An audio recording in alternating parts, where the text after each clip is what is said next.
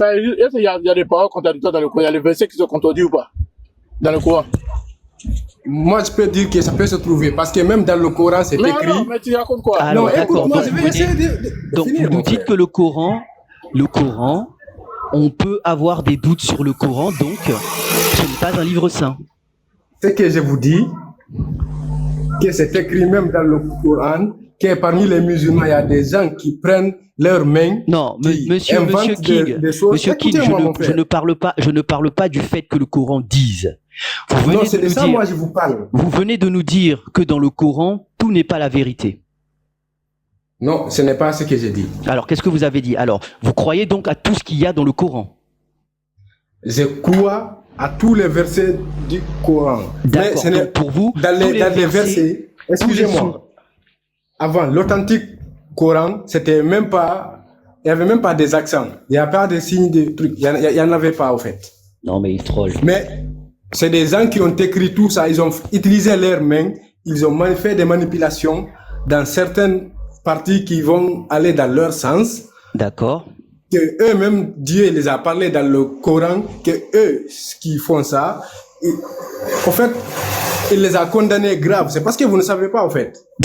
Non, mais Monsieur King, ce que vous racontez n'a vraiment ni queue ni tête. Vous nous dites que dans le Coran a été rédigé par des hommes qui ont inscrit... ni tête ni queue. Moi, je suis en train de vous dire que c'est écrit dans le Coran de prier 3 fois par jour, mais beaucoup de musulmans ne le savent pas. Ils font 5 prières par jour. Vous me dites, vous n'essayez pas de comprendre ce que j'essaie de vous dire, au fait. Mais parce que vous ne répondez pas aux questions, vous répondez à côté. Comme vous dites que vous n'avez pas le temps, moi j'ai le temps. Oui, c'est le seul musulman, et les autres, c'est des koufars comme nous, en fait. D'accord. Bah, en fait, si moi, en tout cas, de ce que moi je comprends, c'est que vous nous dites que vous êtes le seul vrai pratiquant de l'islam, en fait, c'est ça?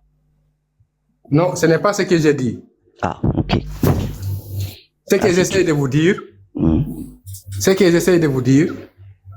c'est les musulmans, c'est les chrétiens, c'est les juifs. Eux tous, ils ont une part de vérité. Mais tout le monde se trouve dans, en fait, dans le délire. Tout le monde attendez, ils ont une part de vérité, combien de pourcentage? Imaginons que c'est comme une entreprise. Hein, les juifs, ils ont combien de part de vérité? Les musulmans, ils ont combien de part de vérité? Oui. Les chrétiens, ils ont combien de part? C'est combien le taux? Non, par exemple, quand tu regardes dans la Torah, ce qui est écrit dans la Torah et ceux qui se réclament juifs, ce qu'ils font, en fait, c'est deux choses opposées, en fait. Quand tu regardes, c'est les chrétiens pareil, là, c'est les musulmans aussi, c'est pareil, mon frère. C'est ce que j'essaie de vous dire, en fait. Donc, ils ont tous raison. Ils ont tous une part de vérité, mais ils sont dispersés en des sectes. Ah, donc pour vous, les religions sont des sectes. Ouais, ils ont tous laissé la route. En conclusion, l'islam là, oui.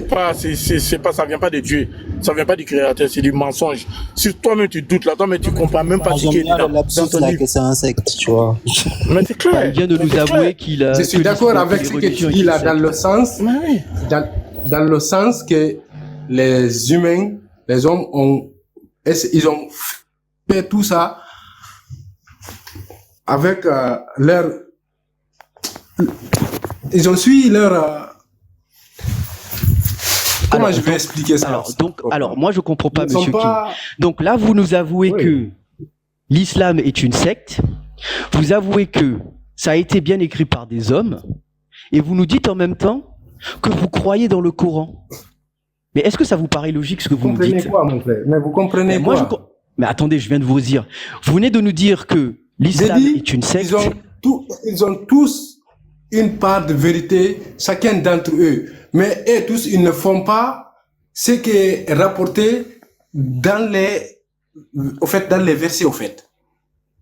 Ce n'est pas ce qui est écrit que ceux qui se, pas tout le monde, hein, mais la majorité, au fait. Parce que même Dieu, quand il s'adresse à eux dans ces versets, il ne dit pas eux tous. Il dit la majorité. Parce que ce qu'il dit dans le Coran, la majorité des soi-disant imams ou chefs religieux, quand les musulmans les suivent, il ne faut rien que les faire éloigner de la vraie religion et les croquer seulement de l'argent, leur argent. Oh, c'est lunaire. Je sais pas si quelqu'un a quelque chose à dire, mais là, moi, Toi, tu peux dire que tu peux pas croire à ça. Ceux qui ne croient pas. Monsieur King, pour moi, toutes les 3 religions que vous m'avez citées, c'est de la MERD pour moi. Parce que moi, à partir du moment... Laissez-moi terminer, monsieur King, s'il vous plaît. Okay. Moi, la manière dont je vois l'islam, parce que moi, je suis issu de l'Afrique francophone, et je suis issu d'un pays à 99% musulman. D'accord. Donc moi, j'ai grandi, quand je suis né, j'ai grandi dans l'islam. Et quand j'ai grandi dans l'islam, depuis tout petit, j'avais un rejet, parce que je ne comprenais pas pourquoi on devait me faire apprendre un texte avec une langue que je ne comprenais pas. Ok. Et en grandissant, j'ai toujours eu un rejet par rapport aux religions, parce que j'estimais que ces religions-là, avant même d'être intéressé dans le Coran et de ce que ça racontait, j'estimais qu'il y avait une certaine domination mentale. Ok. Et quand tu grandis et que tu commences à comprendre ce qu'il en est et que tu commences à regarder l'histoire, tu t'aperçois que c'est une religion barbare, pédophile, meurtrière, d'accord? Ces gens-là viennent du désert. C'est un livre écrit par un bédouin du 7e siècle qui n'avait aucune culture, qui a tout simplement transféré ses déviances dans un bouquin. Ils sont venus chez nous, ils ont massacré nos familles, d'accord? Ils nous ont forcés à apprendre leur langue, ils nous ont forcés à croire en un Dieu, alors que l'Afrique était un grand royaume avec une civilisation, ok? Donc pour moi, toutes les religions, peu importe laquelle, pour moi, c'est à la poubelle. Et aujourd'hui, je considère que ces religions-là sont un cancer. Il faut qu'on s'en débarrasse. Donc moi, quand je vous entends depuis tout à l'heure à me dire je ne suis pas religieux, mais je crois au Coran, mais le Coran est une secte écrite par des hommes et que des musulmans eux-mêmes ne comprennent pas certains versets, alors que moi, King, j'arrive à comprendre, en fait, j'ai envie de dire, mais qu'est-ce que vous nous racontez, monsieur King? Vous êtes religieux ou vous ne l'êtes pas? Vous pouvez pas nous dire je ne suis pas religieux mais je crois au Coran alors que d'autres n'arrivent pas à le pratiquer. Mais en fait ça n'a ni queue ni tête, monsieur King. Il est musulman. Merci. Mais écoutez, pourquoi je te dis ça, monsieur?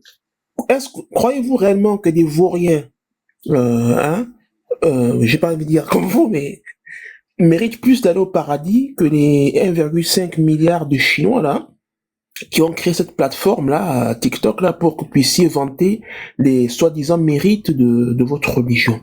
Pensez-vous réellement que la mère Teresa ou encore l'abbé Pierre, qui ont un impact bien plus important que vous et moi ou tous les musulmans là réunis, donc vont en enfer et vous allez au paradis juste pour avoir donc passé la mop, je suis désolé de dire ça, 5 fois par jour, voilà.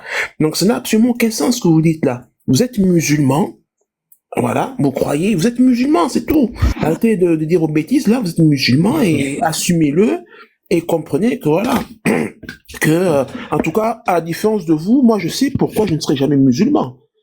Mais je ne serai jamais musulman de par les innombrables erreurs scientifiques dans le Coran et dans les textes islamiques, et aussi par donc l'immoralité dans l'islam et en particulier des prophètes. Donc moi c'est clair et net, tu vois. Vous voyez, je vous donne les raisons. J'ai expliqué ici, mais vous n'arrivez pas à comprendre. L'islam d'aujourd'hui n'a rien à voir avec ce qui est écrit dans les versets. Pourquoi je te dis que je ne suis pas religieux? Moi, toi-même, étant religieux, quand tu lis ce qui est écrit, par exemple, dans le Coran, tu l'appliques comme c'est écrit, tu n'auras rien à voir avec ceux qui se disent musulmans aujourd'hui avec leur apparence, au fait. Je ne parle pas de ce qui est à l'intérieur, mais de l'apparence. Êtes-vous au Coran aussi? Êtes-vous au Coran qu'il y a aussi d'autres religions, autres que celle abrahamique? J'ai déjà dit que je suis quelqu'un qui croit. Est-ce que vous êtes au courant au moins de ça? Est-ce que vous êtes au courant qu'il y a aussi, par exemple, le bouddhisme, tout ça? Parce que ce que vous faites là s'appelle un sophisme sur la comparaison. C'est-à-dire, vous considérez l'islam, parce que c'est de ça qu'il s'agit. comme étant la vérité, sans avoir connaissance de votre religion. Allez voir cette religion-là, non abrahamique. Peut-être que vous y trouverez votre compte, peut-être que vous trouverez voilà, que ça vous correspond plus à... Frère, je ne sais pas si tu n'arrives pas à comprendre ce que j'ai dit. Je t'ai déjà dit que je crois Vous êtes musulman. tous les versets apportés par les messagers envoyés par l'Éternel Dieu, au fait. Voilà, donc vous êtes aussi Tu ne peux musulman. pas me dire que tu ne crois pas au Dieu, même si tu n'es dans aucune religion, en fait. Non, mais il y a des gens qui... Mais écoutez, il y a des gens qui sont athées, anti-théistes, il y a des gens qui sont déistes. Mais ça ne veut pas dire qu'il n'y a pas un créateur. Non, Ça, mais c'est dans votre pas dire paradigme, ça. Monsieur King. Vous pouvez pas ramener votre paradigme à l'ensemble de la Terre. Ça, ce n'est pas possible. S'il y a des personnes qui pensent bien, qui sont bien nées dans des choux-fleurs, bien leur face, mais qu'à ce moment-là, qui nous ramènent, qui nous disent que nous, on est tous nés dans un chou-fleur, malheureusement, c'est pas possible. Là, ce que nous, on retient en tout cas de l'échange que nous avons eu, c'est que Monsieur King, on ne sait vraiment pas où vous essayez de nous amener. C'est fou. Depuis tout à l'heure, on est en train de parler. Essayer encore voir si on va. pour des cons, celui-là. là. Non, Monsieur King, je pense que là, vous êtes en train de, de jouer avec nous parce que sincèrement, on comprend Comment rien ça? de. Regarde, Mais je suis avec vous, comment ça, mon frère? Moi, tout ce qui m'importe ici, c'est si vous arrivez à comprendre tout petit peu de ce que je vais essayer de vous dire. Moi, je vous dis pas que non. Je suis pas Les religions, t'es polyreligieux en fait, c'est ça. Hein? Tu crois donc tout ce qu'on entend et qu'on voit comme ça, comme religion, mon frère, c'est des organisations faites par des hommes. ah ben là on se rejoint au moins pour ça. Donc maintenant Mais revenons à la d'où spiritualité. ça provient ça? Ça provient d'où? Ils ont tiré ça de quelque part, au fait. bah de Ils leur ont modifié, bouquin ils ont laissé soi-disant ce saint. qui est essentiel. Ils ont... Tu dis? Ils ont retiré ça dans leur bouquin soi-disant saint, écrit par des hommes qui avaient des déviances, qui souhaitaient juste dominer les autres parce que pour eux, il ne faut s'imposer que par la violence pour avoir un semblant de vivre selon eux dans leur paradigme. Si je te comprends bien, toi, mon frère, tu ne crois pas au prophète. Mais absolument pas. Je vais pas croire à un prophète pédophile qui marie des enfants de 8 ans et qui couche avec elle à 9 ans. Mais faut se tarer pour Ça, c'est croire à toi qui le quelque chose dis. comme ça. Même si lui ne fait pas partir, il y a d'autres prophètes parce qu'il n'y a pas une nation qui n'a pas eu de prophète. Une nation Seulement qui n'a les pas eu de Arabes prophète, qui ont eu les royaumes dernièrement, africains n'ont jamais eu les de derniers à avoir prophète. un prophète. Monsieur King, les royaumes africains n'ont jamais eu de prophète. Non, arrête de dire ça, mon frère. Les royaumes Arrête de dire africains ça. n'ont jamais Ils eu ont de pris prophète. tout ça en Afrique. Le prophète L'islam n'est pas... des Noirs, Non, la c'est vraie la religion nature. de Dieu n'est pas étrangère à l'Afrique, mon Mais frère. qu'est-ce que C'est vous vous qui ne racontez? savez pas. Mais qu'est-ce que vous Toi-même, tu as dit racontez? que... Mais est-ce que vous savez que les religions que vous célébrez avaient tant, là, une grande civilisation, n'est-ce pas? d'accord, mais on n'avait pas de prophète. Ce qu'on appelle prophète, C'est vous qui ne savez pas. alors c'était qui le prophète Arrêtez de des dire ça. Africains? C'était qui le prophète des Arrêtez de Africains? dire ça. C'est qui les prophètes Hein? des Africains? C'est qui le prophète des Africains? Issa, c'est un noir. Moussa, c'est un noir. Suleiman, c'est un noir. Mais attendez, C'est non, vous non, qui non. ne savez non. pas, Alors, en fait.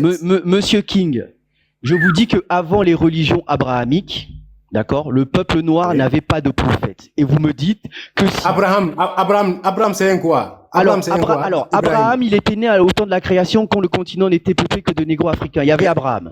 Donc vous êtes en Abraham, train de c'est me un dire noir, que oui, mais l'humanité c'est pas a un commencé noir. avec les religions abrahamiques. Kamchou, deux secondes. Parce que là, en fait, il nous dit que en fait, tous les livres là, c'est des faux, sachant qu'en fait. Non, j'ai dit qu'il y a des manipulations dans les livres. Écoute-moi, tous les livres là sont faux, il y a des manipulations. Bah, du coup, comment tu peux croire à Abraham et tout ça là, le reste là, Moïse, tout ça? En fait, t'es pas logique, toi. C'est uniquement quand on suit la logique qu'on arrive à retrouver tout ça. Alors, Monsieur King, vous qui connaissez le Coran, d'accord, est-ce que vous pouvez nous dire dans le Je ne Coran prétends pas quels connaître sont- le Coran plus que quiconque, mon frère. Je Mais lis juste les versets alors, tels si vous ne que c'est connaissez pas le écrit. Coran, monsieur Si vous le monsieur faites, King, vous allez... si vous ne connaissez pas le aussi. Coran, Monsieur King, comment vous pouvez dire qu'il y a eu des manipulations dans le Coran si vous ne connaissez Parce pas que le c'est bouquin? écrit dans le Coran. Bah, donc le Coran vous dit que dans le Coran il y a des manipulations. Et que le Coran, ceux Non. qui ont écrit le Coran vous disent qu'il y a des manipulations dans le Coran, mais au lieu d'enlever ces manipulations, ils ont quand même introduit ces manipulations dans le Coran. Vous êtes sérieux là? Non. Vous êtes en train de Je nous t'ai dire dit que dans que le bouquin, les mecs, ils ont mis des trappes, l'authentique quoi, comme dans Crash Le livre Bandicoot, dans des pièges. révélé sur le prophète, ce livre-là était même pas accentué. Il n'y avait même pas des accents. Mais il est où le livre? Ça a été réécrit par les gens qui cherchent de l'argent pour faire leur business, tu comprends? Avec il est où l'original? Ceux qui font. Alors, il est où l'original? Il est où l'original, monsieur King? L'original, il est où? Il est où l'original? Il est où? Il est où Parce que comme l'original? vous savez qu'il y a tout ça là, tous ces détails là que vous nous dites, vous devez savoir il est où le livre.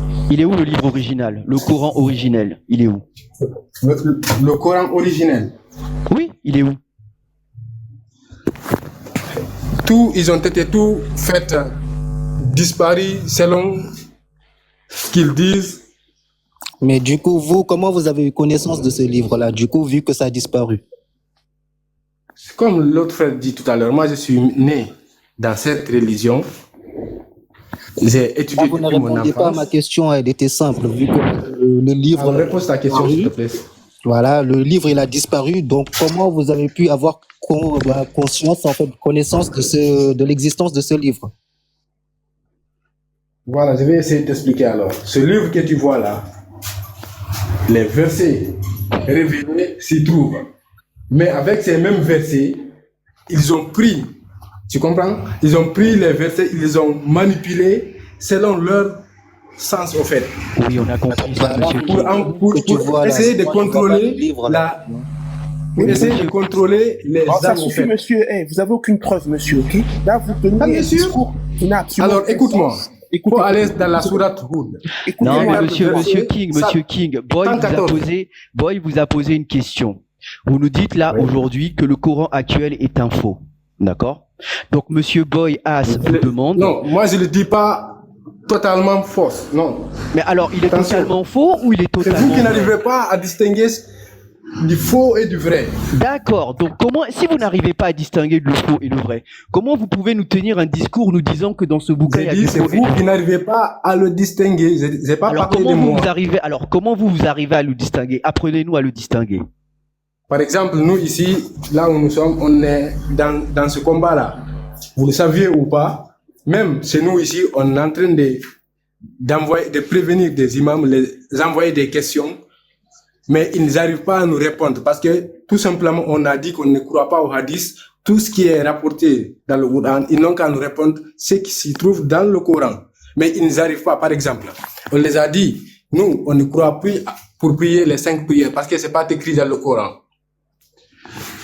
Alors qu'on n'a pas besoin qu'ils nous prouvent ça dans des hadiths qui ont été rapportés après 2 siècles de la mort du prophète, au fait. Ça veut dire que vous... Mais vous dans le Coran, ils n'arrivent pas à nous envoyer leurs preuves de leur prière 5 jours, au fait. Vous êtes une association, du coup, vous êtes plusieurs? Exactement. Vous êtes combien à peu près? Non, Frozo. c'est pas nécessaire. C'est pas trop important, mon frère. Bah si, monsieur King, il faut que vous nous éclairez parce que là, vous avez lancé quelque chose. Mais Là, je dis ici, on est 2, on est 50, on est 100. Ça change quoi? Bah, ça change qu'effectivement, là, on ne sait pas trop où vous allez parce que quand moi je vous écoute, on dirait que vous rejetez cette religion sans la rejeter. Non, on rejette ce qui a été rajouté dans ce qui a Alors, été révélé. Comment On savez-vous rejette. ce qui a été rajouté? Comment vous arrivez à déceler dans le Coran qu'il y a Oui. des versets ou des sourates qui ont été Oui. modifiés, qui ne sont pas les originaux? Comment vous arrivez à le faire, ça? Sur quoi vous vous basez pour dire, par exemple, que la sourate 65, verset 4 est fausse? Comment vous arrivez à le faire? Non, moi je ne dis pas une sourate est fausse. Tu comprends? Il y en a même certains musulmans qui disent que c'est 114 sourates. Il y a certains sahaba au temps du prophète qui avaient rapporté que le Coran, certains détenaient un livre de 112 sourates et un livre de 116 sourates. Moi, dans ça, je ne connais pas trop ce qui est dedans. Je ne peux pas parler. Alors, Mais par exemple, quand monsieur King, nous on te dit... vous nous dites que vous ne connaissez pas trop. Vous ne connaissez pas trop. Et là, alors, je comprends pas. Vous nous dites, je Mais ne ce connais que pas trop. je connais avec des preuves. Alors, voilà, vous avez des preuves. Donc, est-ce que vous pouvez nous dire et nous donner, je sais pas moi, la sourate ou le verset qui, selon vous, est faux? Et sur quoi vous vous basez pour nous dire que... Comment je vais essayer de vous l'apporter ça? Par exemple, je peux vous donner une sourate, là où c'est écrit, là où c'est recommandé aux musulmans, non, aux croyants, de ceux qui croient, à ceux que moi je crois, par exemple, à tous les prophètes descendus par l'éternel Dieu. Allô? Oui, oui, je vous écoute. Il s'est rapporté que ceux-là, excusez-moi, je me perds là. C'est rapporté que ceux-là doivent appliquer 3 prières pendant la, comme obligatoire la Monsieur journée. King, Même pas obligatoire. Vous mais avez c'est fait pas écrit. sur les trois, vous êtes sur les trois prières. Mais en fait, vous n'arrivez pas à nous donner de preuves, Monsieur King. Franchement, sincèrement, moi, je sais plus quoi vous poser comme question parce que vous ne répondez absolument à aucune question. Non, mais le frère, Si je vous réponds, par exemple, quand je te donne un verset, là où c'est écrit, les musulmans ont été recommandés de prier 3 fois par jour, tu vas voir ça. Mais quand tu demandes ça à un autre imam, de te l'apporter ça, leur soi-disant preuve que les musulmans doivent prier 5 fois par jour, ils ne pourront pas te l'apporter. Parce que toi-même, là où tu es, tu ne crois pas au hadith. Parce que tu sais, c'est après 2 siècles qu'ils ont été écrits par des manipulateurs. Dis-moi, le frère, t'es sénégalais? Hein? Je ne suis pas sénégalais. Ah, d'accord. Parce que les Baïfal, là, c'est comme ça, ils font les prières, les islam, là, c'est comme ça, les Baïfal. C'est dit que moi, je suis né dans cette religion soi-disant musulmane. Tu comprends pas ou quoi? Soi-disant musulman. C'est que toi, tu n'es pas, toi, tu es kémite. Tu as dit soi-disant musulman. Tu sais ce que je fais là? Écoute-moi très bien, mon frère. Ce que je suis en train de faire là, c'est ce que tous les musulmans doivent faire actuellement. Je ne parle pas parce que c'est moi seulement qui le fais. Il y en a beaucoup de gens qui sont conscients de ça actuellement. Tu comprends? Il y en a beaucoup de musulmans. Mais tu viens de dire soi-disant musulman. Soi-disant musulman, ça veut dire toi, déjà, tu n'es même pas dedans. Moi, je ne suis dans aucune organisation religieuse. Tu comprends pas ou quoi, frère? King, j'avais une question là, vite fait. Est-ce que tu crois à l'enfer et au paradis? Exactement. Tu crois ou pas? Aux gens aussi. Tu y crois? Là-dessus. Je crois aux gens, je crois à l'éternel Dieu, je crois à l'enfer, je crois au paradis. Du coup, ah ouais, t'as tenté 72 vierges là, du coup. Hein? T'as tenté 72 vierges?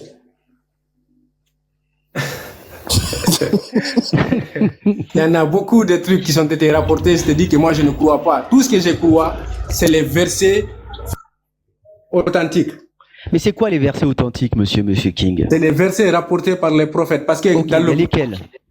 Donnez-moi un exemple. Voilà. Dans le Coran, quels sont les versets authentiques? Quels sont les versets qui ne sont pas authentiques? Le Coran, qui a été rapporté par le prophète, il est vrai. Il est vrai. Parce que dedans, Dieu a dit, il n'y a pas un mot prononcé par le prophète qui vienne de lui-même. Mais tu comprends? De dire que dans le Coran, ils ont rajouté des trucs. Tout ce qu'il a enseigné et tout ce qui a été révélé pour qu'il s'approprie ça aux musulmans. En fait, tout ça c'est vrai en fait. Mais les hadiths qui ont été rapportés, ils disent que c'est Mohammed qui a dit ça. C'est faux parce que tout ce que Mohammed a dit se trouve dans le Coran. Par exemple, le verset que je venais de vous montrer, lui-même là où il dit, voilà un messager illettré qui va venir pour les enlever les fardeaux. Enlever les fardeaux qui il s'adresse aux musulmans parce qu'il va avoir à une époque qu'ils vont avoir un fardeau sur leur dos. Prière 5 fois par jour, beaucoup de manipulations dans la religion. C'est le prophète le messager a mentionné qu'il viendra pour les apaiser. Les musulmans n'ont qu'à le suivre. Tu comprends? Il y en a dans aucun verset du Coran qui s'est écrit le Mohammed est le dernier des prophètes il n'y a pas un autre prophète qui va venir par après. Ce n'est pas écrit. Bah alors tout à l'heure, vous nous avez dit tout à l'heure que vous aviez un verset qui allait nous donner un nouveau prophète. Enfin bref. Exactement. Tout le monde a compris ça, hein, parce que tout à l'heure vous nous avez dit il y a un verset dans le Coran qui annonce l'arrivée d'un nouveau prophète. Bon, ça vous l'avez. Maintenant, si Mohammed, celui qu'ils appellent Mohammed, vous dit aux musulmans que le prophète qui a été mentionné dans la Torah et l'évangile, qu'il va venir ôter le fardeau qu'ils ont sur eux. C'est un prophète illettré. Ils n'ont qu'à le suivre pour être bien guidés. Parce que celui-là, il croit au verset. Ce prophète qui va venir, il croit au verset du Coran. Mais comment il peut croire les versets que lui-même il a rapportés? Il parle de quelqu'un qui va venir illettré, mais celui-là, il croit au verset. Comme je vous dis là, ce qui est écrit dans les versets, j'y crois. Je parle pas de moi, mais celui qui va venir là, c'est pareil au fait. Tout ce qu'il croit, c'est ce qui est authentique. C'est celui-là qui va venir ôter les musulmans le fardeau qu'ils ont sur leur dos. Bon. Parce que si vous voyez les musulmans d'aujourd'hui, prière 5 fois par jour, c'est écrit ou c'est pas écrit dans le Coran. Non, mais monsieur King, vous répétez exactement les mêmes choses. Maintenant, moi, je vais vous poser une dernière question. Qu'est-ce qui est dans le Coran? Parce que vous me dites vous croyez au Coran, mais vous nous dites aussi que dans le Coran, il y a des trucs qui ont été ajoutés. Manipulés par des hommes. Ils vont essayer encore, ils vont manipuler, écrire par leurs mains, ils vont au retour dire ça vient de Dieu. Okay, bon. Dieu même, il a parlé de ces gens-là dans ces versets.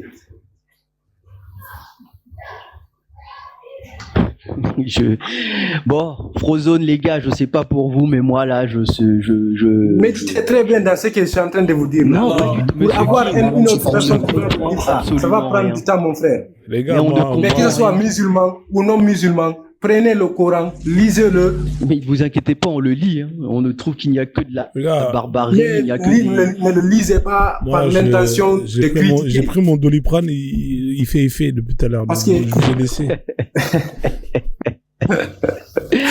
Moi, je crois que Monsieur King, vous nous trollez. Sincèrement, je crois que vous nous trollez. Vous êtes courageux. Moi, je vous ai laissé avec lui depuis tout à l'heure.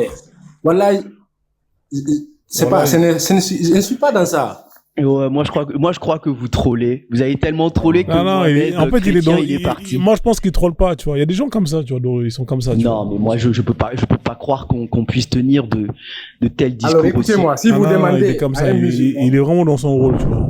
Si vous demandez à un musulman d'aujourd'hui si il croit à Imam Mahdi, il va vous dire qu'il le croit, qu'il va venir. Vous comprenez? Mais quand vous lui dites, est-ce que Mohammed est le dernier prophète, il va vous dire encore oui. Et pour vous, Mohamed n'est pas le dernier prophète, il y en aura un autre, c'est ça? Mohamed, je t'ai dit, lui-même, il a parlé, c'est écrit dans le Coran, que les musulmans utilisent. Mais alors, vous ne répondez pas à la question. Vous dites, si on pose la question aux musulmans, est-ce que Mohamed est le dernier? Ils vont vous dire oui. Maintenant, moi, je vous pose la question, selon votre expérience et votre connaissance. Mohamed est-il le dernier prophète, oui ou non? Non, il n'est pas le dernier prophète, puisque lui-même, il dit qu'un autre prophète va venir. C'est Jésus qui va venir, non? C'est Jésus, non? D'accord. Et du coup, là, vous voulez... Alors, je vous reprends, monsieur. Jésus va venir, bien sûr, mais tout à l'heure, vous avez dit, on a un verset qui nous donne un prophète. Là, 5 minutes plus avant, vous avez dit, il n'y en aura pas. Ok. Et maintenant, là, vous nous dites qu'il y en aura un autre. Non, vous vous foutez de nous. Il dit, c'est les musulmans, ceux qui ne sont pas renseignés de ça. Non, vous foutez. Il n'y en aura pas un autre messager ni prophète. Mais monsieur King, arrêtez de troller.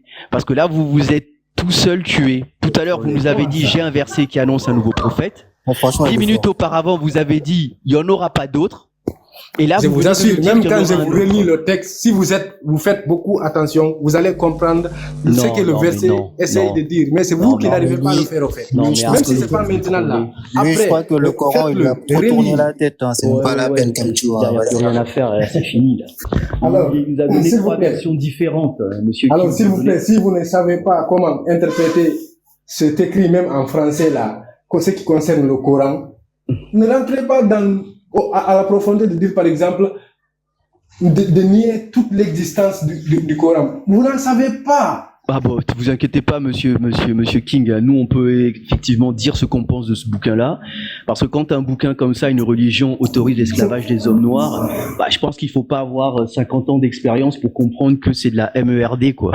Et aussi, sache que aussi, comme tu es noir, tu n'auras pas droit aux 72 vierges. Exactement, parce qu'il faut savoir qu'il y a un hadith qui dit que la créature la plus détestée au monde est l'homme noir. J'ai vu ce hadith-là, ça n'a rien à voir. Tu sais évidemment. Vous savez, monsieur King, la plupart du temps, ceux qui défendent le plus l'islam, c'est souvent des noirs. Hein. Les Arabes, eux, ne se fatiguent même plus à venir défendre l'islam. Ils laissent les Noirs venir défendre l'islam. Hein. C'est comme la chrétienté. Hein. C'est exactement la même chose. Quand tu suis ce qui est écrit dans le livre, tu ne vas pas être comme ceux qui se disent musulmans actuellement là. Je ne sais pas si tu me comprends. Non, sincèrement, non. Je ne comprends pas. Et ce qu'ils font, ça n'a rien à voir. C'est qui ils? Ceux qui ont rapporté ces hadiths-là. Ceux qui les suivent aussi. Mais ça, il faut aller le dire aux personnes qui ont écrit les hadiths et qui les ont authentifiés. Il faut aller les voir, eux. Parce que nous, au final, on vous ramène les textes et on vous dit exactement ce qu'il en est. Parce que bon, quand les textes sont écrits par des bédouins qui n'avaient aucune culture, qu'on arrête de nous parler de savants. Donc moi, personnellement, je sais plus trop quoi vous dire. Vous n'arrivez pas à canaliser ce que vous rapportez là, soi-disant écrit je ne sais pas par qui. Mais en fait, je comprends pas, monsieur. En fait, qu'est-ce que vous faites là? Parce qu'en fait, normalement, vous devez vous retrouver dans un panel d'islamistes, en fait, là, et leur dire justement tout ça. Parce que nous, en fait, en vrai, on rien s'en à fout, en foutre fait, de là-bas. tout ça. J'en ai rien à foutre là-bas, mon frère. Ouais. Je t'ai déjà dit, moi, là où nous sommes, on collecte ici des questions, on envoie aux soi-disant... Quel est le but de ces collectes de questions, en fait? Quel est le but? Imaginons, par exemple, vous envoyez des questions et vous avez des réponses et ce n'est pas les réponses que vous souhaitez. Quel est le but derrière? Quelle est la finalité? Voilà. Le but, c'est quoi? C'est de sensibiliser tous les musulmans, commençant d'abord par nos propres familles. Pour leur dire que l'islam actuel, le Coran actuel est un faux, c'est ça? Ça veut dire que ce que les musulmans font actuellement ici, concernant par exemple, je vais prendre l'exemple des 5 prières. Non, monsieur King, stop les prières, on a compris les prières. Vous n'avez pas un autre exemple parce que depuis tout à l'heure, vous bloquez sur les prières. Donc en fait, en gros, si je comprends, c'est que vous faites un collectif de personnes qui posent des questions pour remettre en cause la véracité de l'islam, pour prévenir vos frères. En gros, pour dire que l'islam, c'est de la MERD, quoi. Pour prévenir... Ce serait mieux de vous retrouver dans la rue, là, vous faites des pancartes, vous mettez, voilà, 3 prières, pas 5, tu vois, c'est tout. Comme ça, il y aura plus d'impact. Vous aurez une réponse directement, je crois. Vous allez à Aubervilliers, vous allez là-bas, il y a beaucoup de musulmans là-bas. Il y a un commencement. Vous allez à Barbès si vous le faites, quoi. Voilà, vous allez à Barbès, ça va bien se passer là-bas. Vous-même, vous savez ce que vous dites de faire là. Vous allez à la sortie d'une mosquée, nous avons notre façon, notre manière à faire. Vous allez à la sortie d'une mosquée, monsieur. Qui n'est pas mêlé de peur, ni de quoi que ce soit, mais avec... En fait, on fait tout ça naturellement, en fait. D'accord. Bon, moi, je vais reprendre un peu je vous ai laissé un peu marmailler. Vous avez fatigué un peu les gens, là, monsieur King, là. Mais je vais vous laisser aussi, mais tout ce que je veux, s'il vous plaît. Ouais. Ne croyez pas ce que j'ai dit. Parce que... Non, on va pas croire. Alors là, on va pas croire. Ça, c'est sûr. Exactement. On ne croit pas. Ce que j'ai dit aux autres, même à mes frères, l'essentiel n'est pas de croire, mais c'est de vérifier. Oui, on va vérifier tout ça, ne vous inquiétez pas. Surtout ce même verset, Araf 157, 158, essayez de le relire, même si c'est quelquefois. Ah ouais. Si vous allez voir des compréhensions différentes de tout à l'heure là. Ok, ça marche. En tout cas, merci Monsieur King pour ces comment dirais-je, ces lumières sombres. C'était très intéressant. Exactement, des lumières sombres. Des lumières sombres. Moi, je vais vous souhaiter une bonne soirée. Je vais aller au sport. Merci. Ok, merci. Merci aussi. Mais arrêtez. Ciao, Prozo. Ciao. À la prochaine. Parler de la religion qui est écrite dans le Coran. Faites beaucoup attention, en fait. Parce que ce qui est écrit dans le Coran. Ouais, c'est bon, chef, c'est bon, ça va. Ce que font certains musulmans, c'est des choses opposées. C'est ça que je voulais dire. Je vous remercie tous. Merci, monsieur. Passez une bonne soirée. Hein. Bon, je vous fais descendre. Merci à toi, mon frère. Ouais, tu reviens.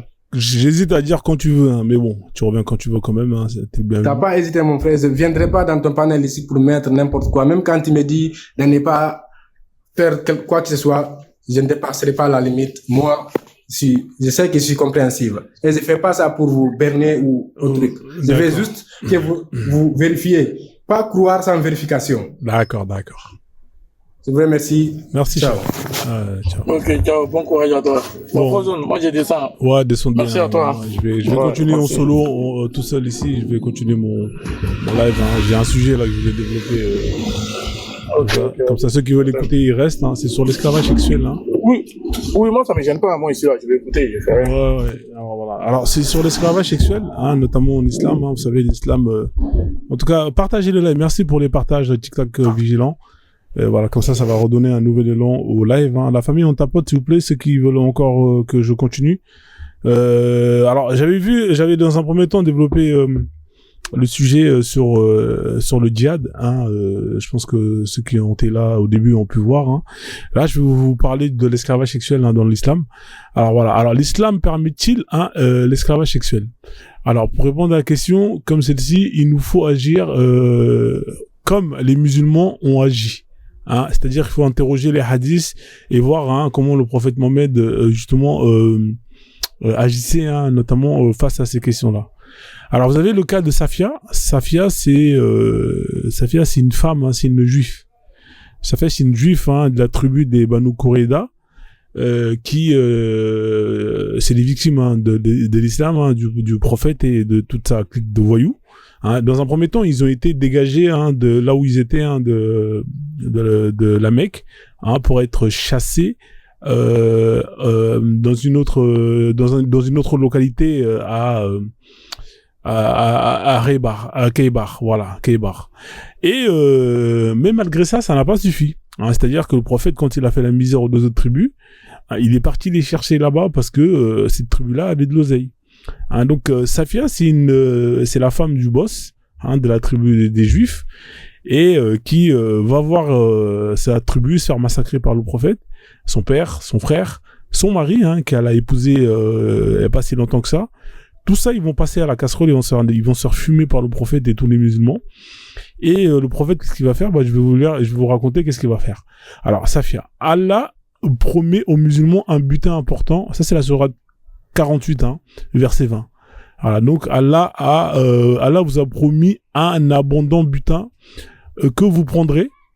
Et il a hâté pour celle-ci et repoussé de vos mains des gens, afin que tout soit un signe pour les croyants qu'il vous guide en droit chemin. En gros, là, quand vous allez faire la guerre pour Allah, hein, vous avez accès à ce qu'on appelle au butin. Hein, voilà, ça c'est une prime. Hein, voilà, ça veut dire que vous allez faire la guerre pour ramener l'islam et en contrepartie, vous avez droit au butin. Hein, donc le butin, ça peut être de l'oseille, du trésor, ça peut être aussi des esclaves, hein, hommes, femmes, enfants, voilà, c'est ce qu'on appelle le butin. Donc du coup, on continue. Hein, donc du coup, comme il y avait de l'oseille à prendre, hein, chez la tribu des Banu, c'est les Banu Nadir, hein, c'est les derniers. Bah Allah, il va aller jusqu'à les chercher. Dans un premier temps, il les a pris, il les a dégagés, allez cassez-vous, hein, et ensuite il va aller les chercher. Hein, pour leur dire bon, on revient, on n'en a pas eu pour notre oseille. Donc il leur fait la guerre, il leur hagra bien comme il faut. Alors ce riche butin était Kaybar, hein, Kaybar, une forteresse juive prospère, comme nous l'explique Ibn Kathir dans son tafsir de ce verset. Alors Mohammed décida de s'emparer de ce butin. Il attaqua Kaybar à l'an 7 de l'Hégire. Ouais, là on est à l'an 7. Hein, là, il a déjà son armée de voyous, de criminels, de nuit, et il tua presque tous les hommes. Vous avez vu, hein? Donc, le mec, il va là-bas, il attaque la nuit, hein. Ça fait penser un peu aux techniques qu'utilisait, comment il s'appelle, Omar Tal, hein, vous savez, Omar Tal, là, le Peul, hein, qui allait islamiser les villages, hein, de l'Afrique de l'Ouest. Hein, voilà, technique d'enculé, la nuit, hein, il vient, il attend que les gens y dorment, piou! Ça, c'est les techniques d'arabe, hein. Vous voyez, hein, coup de couteau dans le dos, tout ça, nanana. Voilà, donc je continue la lecture. Ibn Kathir, ça c'est dans Ibn Kathir. Alors, Mohammed décida de s'emparer de ce butin. Il attaqua Khaybar, l'an 7 de l'Hégire, de nuit, et tua presque tous les hommes. Vous imaginez? Tous les hommes. Il fit des femmes et des enfants des esclaves. Un des compagnons de Mohammed remarqua Safia, une jolie jeune juive, et prit pour lui. Ah, voilà, le prophète Mohammed, il arrivait un peu en retard, hein, donc il y avait un charreau qui avait vu la meuf, elle était fraîche. Je vous cache pas que Safia a été très fraîche. Voilà. Alors ça, c'est dans le Sahih Bukhari, volume 4, livre 52, numéro 143. Point. Ce dernier accepta. Mohammed prit alors Safia comme épouse et elle ne put refuser. En gros, le prophète Mohammed, il s'est fait devancer. Qu'est-ce qu'il va faire? Il va aller échanger contre 2 esclaves, Safia. Il va dire, bon, Safia, toi, tu viens ici, t'es fraîche. Bon, qu'est-ce que tu veux, toi, le compagnon de Sahaba? Sahaba, il va dire, bon, c'est Mohammed quand même, c'est le prophète. Sahaba, il voulait quand même se taper Safia, parce que Safia était fraîche. Mais, comme c'est le prophète, Sahaba, il va accepter d'échanger Safia contre 2 esclaves. Alors, on va lire le hadith, relaté par Hanas bin Malik. Quand Allah lui a permis de conquérir le fort de Khaybar, la beauté de Safia bint Ouay bin Haktab a été décrit lui. Je sais pas ce que c'est ça. Son mari lui avait été tué alors qu'elle était mariée. Ça faisait pas longtemps qu'elle était mariée. Je crois que c'était 1 semaine ou 2 auparavant. Son mari, c'est Kinana. Alors, ainsi, l'apôtre d'Allah a choisi lui-même et l'a amené avec lui jusqu'à ce que nous arrivâmes à un endroit appelé Sahad as-Sahaba, où ses règles étaient plus et il le prit pour femme. En gros, il massacre sa famille, devant ses yeux. Il la prend comme esclave. Écoutez bien la suite, vous allez péter un plomb. Bonjour mon petit qui, je termine la lecture et je te laisse la parole. Prenez vos chips et vos popcorn, vous allez péter un plomb.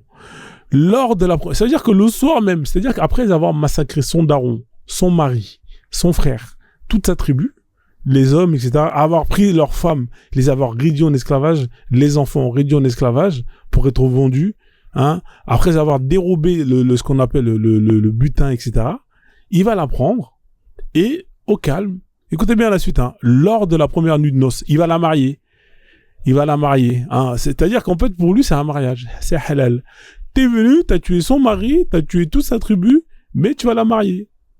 Au calme. C'est-à-dire que la personne qui vient et qui tue toute ta famille, elle va te marier. Ça, c'est l'islam, c'est le mariage. Bien évidemment, alors, normalement, elle est réduite en esclavage, mais comme le prophète, il est généreux, Allah Akbar, il l'a pris en mariage, il va lui donner comme dot sa liberté. Voilà, c'est sa liberté, islamopathe. Il faut monter Rakam, il faut monter ici, comme ça on va parler. On va parler de ton prophète salade tomate oignon et on verra si tu vas assumer. Ou sinon reste en bas et tapote. Voilà, donc je continue la lecture. Je pense que lui je vais le bloquer parce qu'il va signaler live, ce petit con. Voilà, donc du coup toi tu vas dégager. Voilà, comme ça c'est fait. Donc je continue. Après avoir massacré toute sa tribu, sa famille, son mari et tout, le prophète va la marier, et en guise de dot, étant donné qu'elle était réduite en esclavage, il va lui dire, ma dot, c'est ta liberté, c'est mon mariage. En gros, c'est ça sa dot. Alors on continue la lecture. Et le soir même, il va à la Mougou. C'est incroyable. Le prophète Mohammed, gros charreau. Alors, lors de la première nuit de noces, à Khaybar, ou sur le chemin de retour, Mohammed emmena Safia sous sa tente et eut des rapports sexuels avec elle sans lui donner la mar, c'est-à-dire son mar, c'est-à-dire sa dot. Sans même respecter son deuil, bien évidemment, la meuf, elle a perdu c'est son daron, tout le monde, le prophète, il en a rien à foutre. En fait, Safia venait tout juste de perdre tous les siens, c'est-à-dire son mari, son frère, son père, tués de la main des hommes de son nouvel époux Mohammed. Alors, il est là, c'est relaté dans le Sahih Bukhari, livre 1, numéro 367, on va lire. Hanas a dit, quand l'apôtre d'Allah a envahi Khaybar, nous avons offert la première Fajr, là-bas tôt le matin. Et quand il faisait toujours sombre, le prophète est monté à dos de chameau et Abu Tahla aussi. Et je suivais derrière Abu Tahla. Le prophète est passé par la ruelle de Khaybar rapidement et mon genou a touché la cuisse du prophète. Il a découvert sa cuisse et j'ai vu la blancheur de sa cuisse. Vous voyez, là, ça c'est pour vous dire, il a découvert sa cuisse et j'ai vu la blancheur de la cuisse du prophète. Le prophète, il était blanc. Tous les noirs là qui disent que le prophète, il était noir. Voilà, là vous avez un hadith sahih encore qui vous montre que le prophète, il était blanc. Quand il est entré dans la ville, il a dit Allahu Akbar. Khaybar est détruit. à chaque fois que nous nous rapprochons près d'une nation pour nous battre alors que le diable sera là dès le matin pour les avertir. Il répétait 3 fois. Point. Les gens sont sortis à leur travail et certains d'entre eux ont dit 2 points. Mohammed est venu. Certains compagnons ont ajouté avec son armée. Nous avons vaincu Khaybar, pris les captifs et le butin a été rassemblé. Point. Dia est venu et a dit au prophète d'Allah, donnez-moi une fille esclave parmi les captifs. Hein, Dia, ça c'est un compagnon. Le prophète a dit, allez prenez n'importe quelle fille esclave. Point. Il prit Safia, parce qu'il savait pas qu'au début le prophète il volait Safia. Donc Dia, il va voir Safia. Un homme est venu voir le prophète et a dit, oh prophète d'Allah, vous avez donné Safia bint à Dia. Et elle est la maîtresse du chef de la tribu des Koureza et des Banu Nadir. Et ne vinrent à personne, sauf à vous. Donc le prophète a dit, dites-lui de venir avec elle. En fait, le prophète, hein, quand le gars là, il est venu le voir, il a dit, ouais, bravo, on a gagné. Est-ce que tu peux me laisser choisir n'importe quelle fille? Le prophète lui dit, vas-y, va. Hein, mais il savait pas que lui, il était pas au courant qu'il avait déjà mis de côté Safia. Donc le gars, qu'est-ce qu'il fait? C'est un charreau. Il va avoir la meilleure et il va prendre Safia. Donc là, il y a un problème. Parce qu'il y a un autre gars qui a vu que lui, il est parti voir Safia en disant, je te prends toi Safia. Donc il est parti voir le prophète en lui disant, hey, prophète, regarde, Dia, il est parti, il a pris Safia. Donc il y a un quiproquo. Sauf que ce mec-là, Dia, là, lui, là, c'est pas n'importe qui, hein. C'est un voyou de première classe. Ça veut dire que lui, le prophète, il a chaud quand même. Il veut pas aller en conflit avec lui. Qu'est-ce qui va se passer? Il va dire, bon, vas-y, viens, on échange, hein, et je te donne des esclaves et tu me donnes Safia. Donc, en gros, c'est ça, en fait, l'histoire. Ainsi, Dia est venu avec elle, et quand le prophète l'a vue, il a dit à Dia, prenez n'importe quelle fille esclave parmi les captifs, sauf elle. Hein? Anas a ajouté, le prophète l'a affranchi a affranchi sa condition d'esclave et l'a épousée. On continue, hein. Tabib a demandé à Anas, oh Abu Hamza, qu'est-ce que le prophète lui a payé comme mar? 2 points. Ça, c'est pour demander c'est quoi la mar. Il l'a dit, elle-même était sa mar, car il l'a affranchie de sa condition d'esclave et l'a ensuite épousée. Vous voyez, hein, le prophète, il a tué sa famille, il va la marier, il va même pas lui donner 1 euro. Même pas 1 euro. C'est vraiment un bâtard. Anas a ajouté, pendant ce temps-là, Suleiman l'a paré pour le mariage, la cérémonie. Écoutez bien comment il organise la cérémonie, hein. Un charreau, ce mec-là. Mais c'est quel genre de mariage, ça? Écoutez bien. En même temps, la meuf, elle a perdu son mari, hein. Mais c'est pour vous dire, en fait, qu'il n'a strictement respecté aucune règle d'Allah. Anas a ajouté, pendant ce temps-là, Suleiman l'a paré pour le mariage, la cérémonie, entre parenthèses. Et la nuit, elle a été envoyée comme une jeune mariée au prophète. Point. Donc, le prophète était un jeune marié et il a dit, quiconque a de la nourriture devra la porter. Bâtard. Hein? Et il a étalé une feuille de cuir pour la nourriture et quelques dattes et les autres cuisaient le beurre. Hein? Ça, c'est la bouffe, hein, pour le mariage. Hein? Je pense qu'il, entre parenthèses, Ibn Abbas a mentionné Asso. Ça, je sais pas c'est quoi. Donc, ils ont préparé un plat de Hess. Je sais pas ce que c'est de la bouffe de là-bas. Et c'était Walima, un banquet de mariage. Voilà, il a fait un truc à l'arrache. Crevard, ce mec-là, il a fait un truc à l'arrache. C'est incroyable. On continue. Avant d'être devenue la captive et l'épouse de Mohammed, elle était mariée à Kinana. C'était son mari Kinana. Le trésor des Banu Koureza, un clan de Khaybar, Kinana sera torturé et tué sous les yeux de Mohammed pour qu'il avoue où se trouve le trésor, où, en fait, eux, ils avaient un trésor, et le prophète, il savait, hein, via les espions. Donc, quand il arrive là-bas, il fait la misère à tout le monde, et il va torturer Kinana, c'est-à-dire le mari de Safia, hein, pour qu'il lui dise où est le trésor. Finalement, une partie du trésor fut retrouvée, et le reste demeure introuvable. Mohammed livra Kinana à Zubair, en lui disant, châtie-le au point de sortir ce qu'il cache. Hein, le prophète, il va donner ce mec-là à un de ses compagnons, parce qu'apparemment, ce mec-là, il y a une embrouille auparavant, et lui, il va lui faire du sale. Zubair brûla, écoutez bien, les tortures de ouf. Zuber brûla la poitrine de Kinana avec du silex en le laissant pour presque mort. Putain, mais c'est des barbares ces mecs-là. Kinana fut finalement mis à mort par un autre compagnon du prophète. Vous voyez, ça c'est dans la Sira Ibn Hisham. Kinana Ibn Rabi, qui était le gardien du trésor des Banu Nadir, fut amené devant l'apôtre qui l'interrogea sur ce sujet. En fait, c'est que l'oseille, ce mec-là, là. Hein? Il nia de savoir où il était. Un juif arriva devant l'apôtre et dit qu'il avait vu Kinana autour d'une ruine, bâtard de Poucave, hein? Il avait vu autour d'une ruine chaque matin très tôt. L'apôtre Allah demanda à Kinana, sais-tu si nous découvrons là où tu l'as caché, nous te tuerons? Il répondit. L'apôtre donna l'ordre pour que la ruine fût fouillée et le trésor fût trouvé. On l'interrogea alors sur le reste du trésor, mais il refusa de le livrer. Alors l'apôtre d'Allah ordonna à Al-Zubair ibn Nana, torture-le jusqu'à ce qu'il livre ce qu'il a. Alors il alluma le feu avec du silex. Enfin bref, ça vous avez déjà lu. Ça c'est vraiment pour vous expliquer vraiment ce bâtard. Hein. C'est vraiment un bâtard.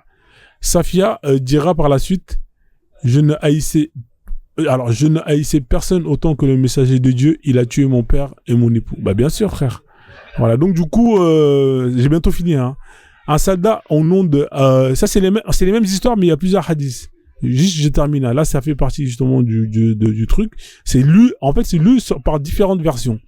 Un soldat du nom d'Abu Hayoub était resté de garde devant la tente. En fait, ça, c'est quand le prophète, c'est la nuit de noces. Ouais, hein. Parce que, en fait, le garde, il a dit, mais le prophète, c'est un malade. Il vient de tuer tous ses parents, hein. Il a torturé son mari et tout. Et normal, il va passer la nuit avec elle. Donc, par peur, hein, que le prophète, il lui arrive quelque chose, hein, que la femme se lève la nuit, prend un couteau pour le planter, pour se venger, il va rester devant la tente. Hein, il reste devant la tente durant toute la nuit de noces. Alors je dis, hein, un soldat du nom d'Abu Oueb était resté de garde devant la tente, épée à la main, durant toute la nuit où Mohamed violait véritablement Safia. Au petit matin, le prophète lui demanda pourquoi il était resté devant la tente. Abu Oueb dit, 2 points. J'avais peur pour vous avec cette femme, parce que vous avez tué son père, son mari et son peuple. Et jusqu'à récemment, elle était dans un état, elle était dans l'incrédulité. J'ai peur pour vous. Donc en fait, il avait peur pour le prophète. Voilà. Donc j'ai terminé pour cette histoire. Ça, c'est l'histoire de Safia. Ah voilà. Donc voilà, une pauvre femme qui a perdu son mari, toute sa famille, sa tribu. Et qui se verra récompensé par le mariage de celui qui a tué toute sa tribu. Voilà, je vous laisse la parole. Frozen. Ouais. Frozen. Ali Boukari, là, c'est quel numéro? C'est combien? 14, combien? J'ai pas noté.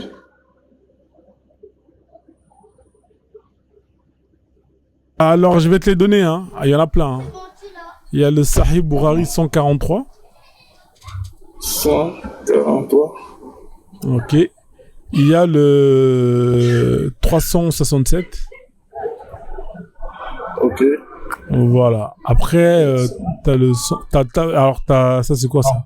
Tabari 177. Ouais, mais ça est Boukari, là, 367, là, c'est Boukari aussi. Alors, lequel? 177, c'est... non, 367. 367. Ouais, c'est Boukari, ouais, Boukari. Ouais, il y a 143 déjà qui est Boukari, il y a 367 qui est Boukari. Ouais. Il y a quoi encore? C'est bon? Non, après t'en as d'autres, hein. Il y a plein d'histoires. Non, mais c'est bon déjà. Moi déjà, c'est celui de Safia là qui m'intéressait parce que j'ai pour Muslim, là, c'est ce que je t'ai donné hier ou avant-hier là. Muslim, c'est 267. Muslim, ça y est Muslim. Cette histoire de Safia là. Je t'ai donné ça hier. Je suis désolé, hein, parce que les petits me parlaient là, j'ai pas écouté. Désolé, hein. T'as dit quoi, frérot? Il dit Saïd Boukari, comment on appelle? Shahid Muslim. Ouais. Je te donnais ça hier, c'est de 267. D'accord. C'est ça, non? Je pense que hier, tu avais vu ça ou avant-hier, là. Le jeu, il y avait, avant-hier, c'est avant-hier, je pense, avant-hier. Ouais, peut-être, hein, sûrement, sûrement, parce qu'on voit tellement de hadiths tous les jours qu'à la fin, je retiens plus. Mais voilà, ça, c'est une histoire que je voulais quand même raconter, hein, pour Safia. Hein, j'aime bien cette histoire, j'aime bien. J'aime bien parce que c'est tellement, il y a une histoire derrière, franchement, c'est triste en fait. C'est triste. Alors, il y a plein d'histoires, hein. Là, tu vois, ça, c'est une partie sur l'esclavage sexuel, hein. Il y en a plein. J'en avais développé d'autres, mais bon, comme c'est un peu long à lire, tu vois, là, j'ai mis un, alors ça, c'est le djihad, ça, je le supprime.